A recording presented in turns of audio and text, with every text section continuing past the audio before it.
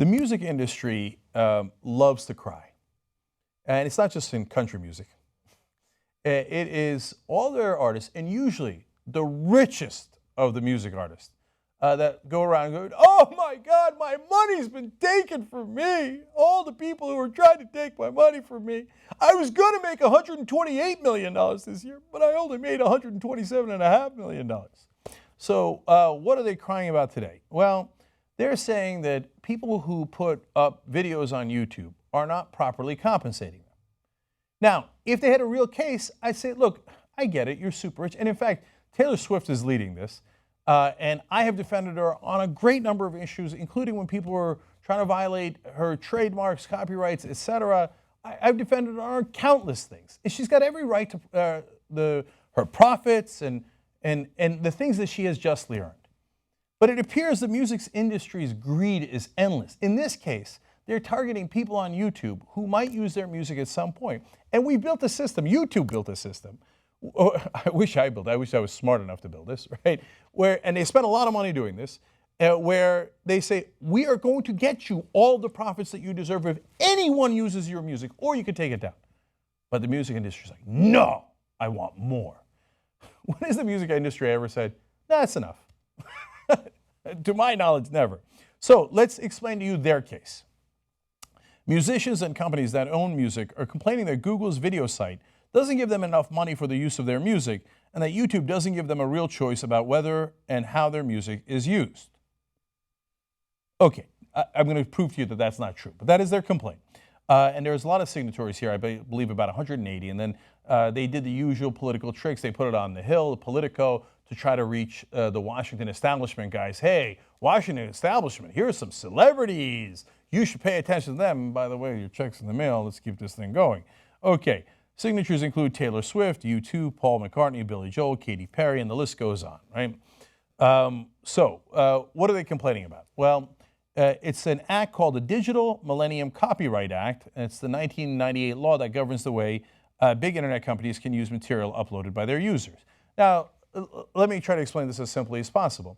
That law said, look, if a creator, a fan, anyone else puts up a video on a site, whether it's YouTube or it's in the comments section of Yahoo or whatever else it happens to be, that company is not wholly responsible for that because they can't police the entire internet.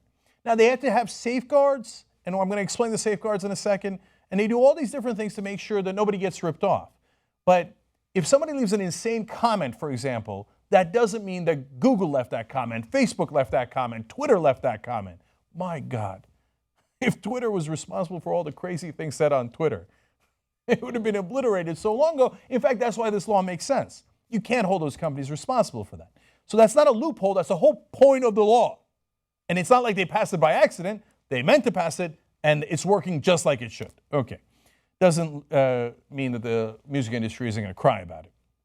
Now, what do they say? In that open letter to Congress, they say, this threatens the continued viability of songwriters and recorded artists to survive.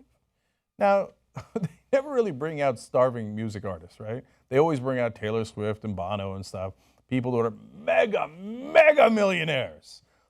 And they come, they're like, oh my God, you see my crocodile tears? I am barely surviving here. I know, Taylor. Just hang in there. And I'm going to let you finish in a second, dog. but please don't tell me you're a starving artist. And this is what the issue is. But it doesn't matter. Look, even if they're the richest people on earth, you got to be just and fair to them. But they are just and fair to them. You know how much money YouTube has sent over to the music industry? $3 billion in royalties. I wish YouTube was that unfair to me. Look, let's note here, our show is on YouTube. It's also on Facebook and many other places. Hulu, you name it, right? But we interact with YouTube, right? There's no question about that. They're a partner of ours. But if they were ripping people off, I would be concerned and I would tell you about it. But that's not what's happening here. In fact, do you know that most of this stuff is on fan-created homages to these artists? They love these artists, but they use their music. Now, if you use their music, you got to pay them. That's fair. But they do pay them. In fact, 50% of that $3 billion comes from fan-made videos. So what they're doing here is they're going after the fans.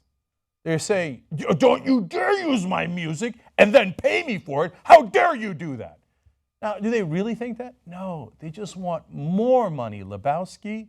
They're already getting your money. You know that if you put up a video with even a second of any of their music, the entire profits of that video will go to them.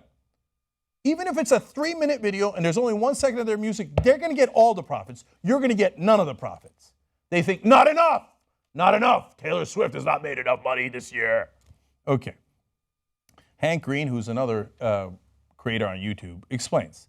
There's this thing called Content ID that they use to figure out whose music it is, whose copyright it is. And he explains Content ID is amazing. It checks every second of every video uploaded to YouTube against a massive database of owned content to ensure that the video doesn't have someone else's property in it. If it does, it then allows the creator of the content to automatically do whatever they'd like. They can take the video down, or they can claim the revenue for themselves, or they can do nothing. This is not an expensive game of whack-a-mole. It's 100% automated. Now, understand that, because YouTube could have said, hey, take a long walk off a short dock. If you think that there's a copyright violation on YouTube, you go find it. Good luck to you, brother. I would have been tempted to do that.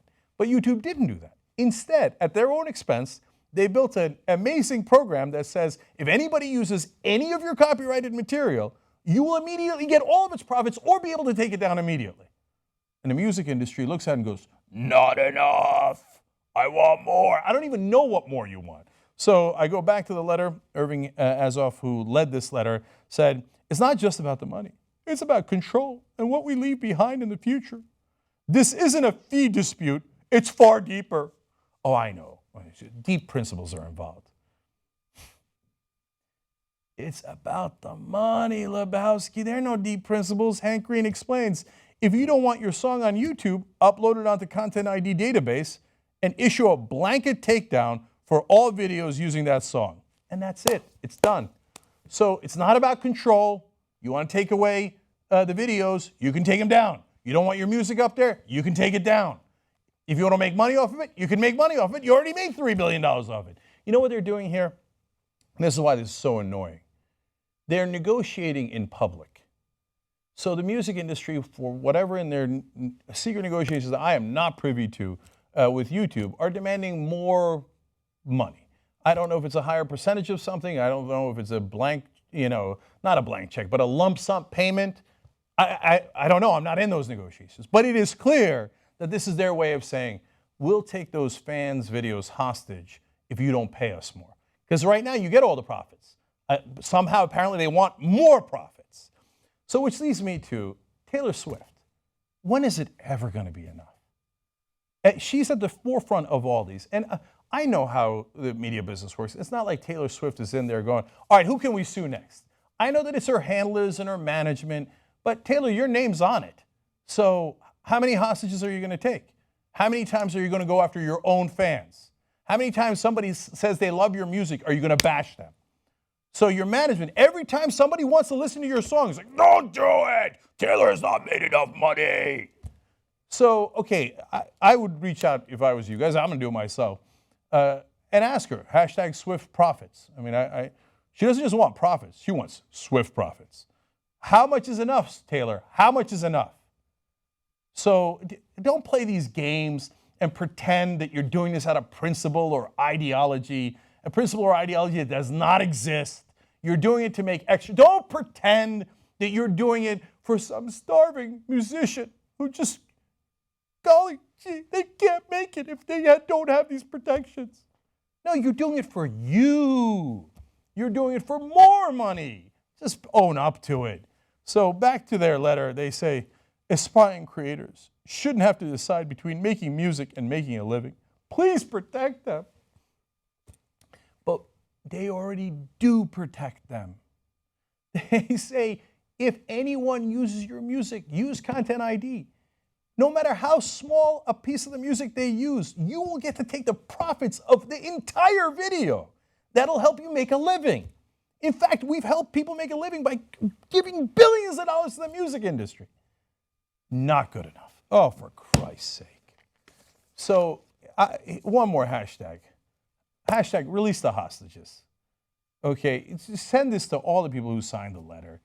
God, you guys have made enough money, and you're entitled to the money, but we already gave it to you. Don't come back after we already gave you the money. And when I say we, I mean all the fans, all the YouTube creators, the companies that they deal with, everybody. We've already given and given and given.